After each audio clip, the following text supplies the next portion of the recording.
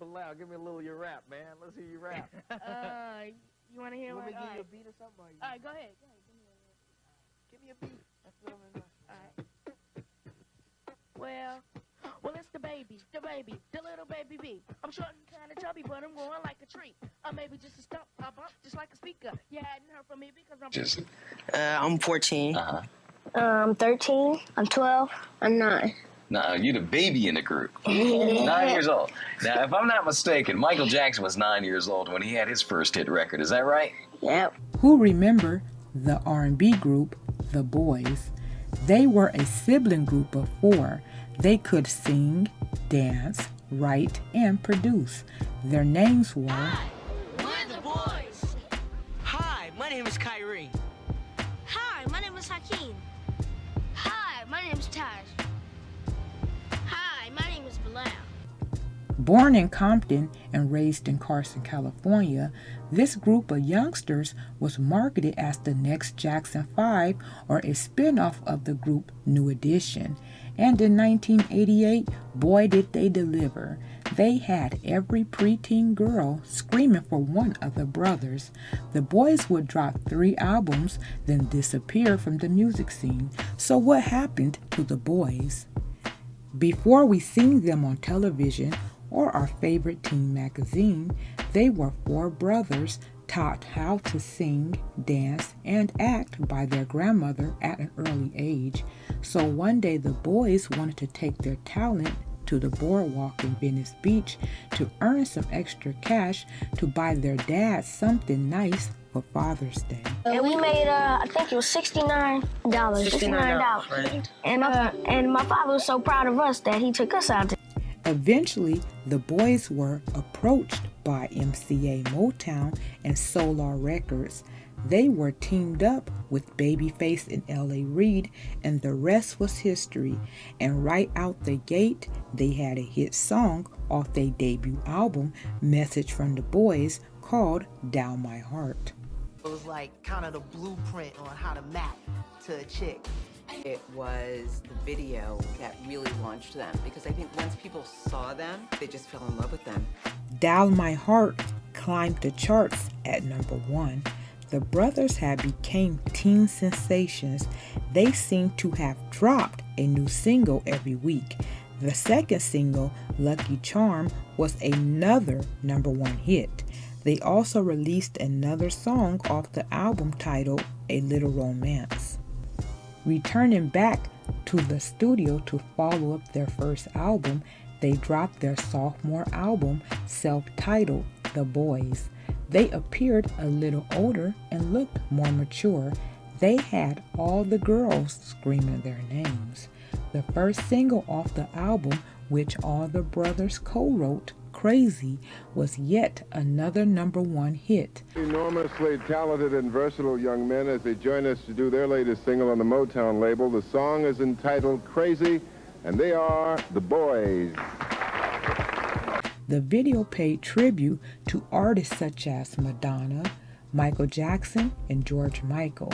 The youngsters had solidified themselves in Americans' hearts and their stamps in the popular genre of New Jack Swing music.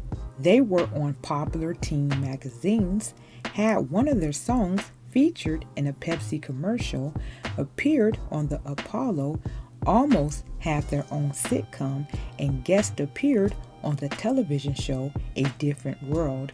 They were now making serious loot and was able to buy their mom a new home. By 1992, the boys were getting older, and they weren't those cute little preteens and wanted to get out that bubble and do more mature songs, so they dropped their third album titled The Saga Continues and released the first single, Doing It with the B. By this time, their popularity started to fade, and they got lost in the shuffle. They blamed Motown for not promoting the album. On this album, they rapped and they talked about more mature stuff. The fans just wasn't having it and turned their backs on them. One thing about being in the industry, you can be on top one day and on the bottom the next. Just like the popular 90s rap group Criss Cross, Once they started to transition into adult music and lyrics, nobody wanted to support their music. What did they expect? For these boys to stay kids forever? People also wasn't feeling their new hardcore look with the baggy clothes and the headbands. Y'all getting rough. Well, you know, just a new gear, you know? Yeah. Yeah. Well, it's kind of nice. I mean, why? You guys feel the need to change? Oh, yeah, I mean, we're getting a little older and, I don't know, just gotta get some fly threads. After the album failed and charted low, the boys just decided not to re-sign with Motown. But all wasn't lost because their parents took a business management course and became their managers. Motown was not happy about that because their dad was taught how to retain all merchandising rights while taking this course and was able to get the boys a huge money-making side deal like a 1-900 number where the fans can call in and talk to the boys for $2.50 a minute, which brought in a lot of dough, and Motown could not touch a dime of it. They kept 100% of the profits. After their break from Motown, the family packed up and moved to Georgia. The brothers started to surround themselves with like-minded people and became vegans. They hung around Afrocentric people of Southwest Atlanta, and this inspired them to want to discover their roots and move to Gambia, West Africa. This is what the boys needed. They were able to express themselves freely and started recording West African music, changing their names to Sons of Light.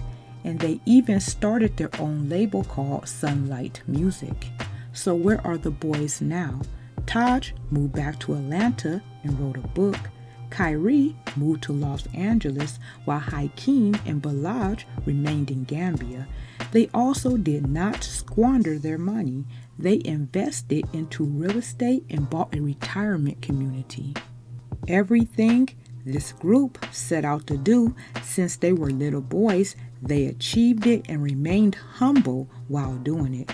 They only had a short run, but in that little time, they put out #1 songs, became teen sensations, and made their mark on music, especially during the New Jack Swing era.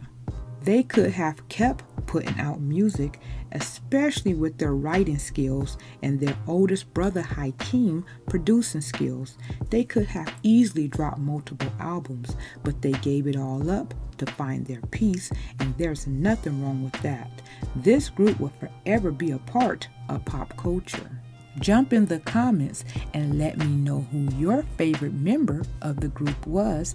And as always, thanks for taking the time out your day to watch my videos, and remember to like, share, and subscribe for more content like this.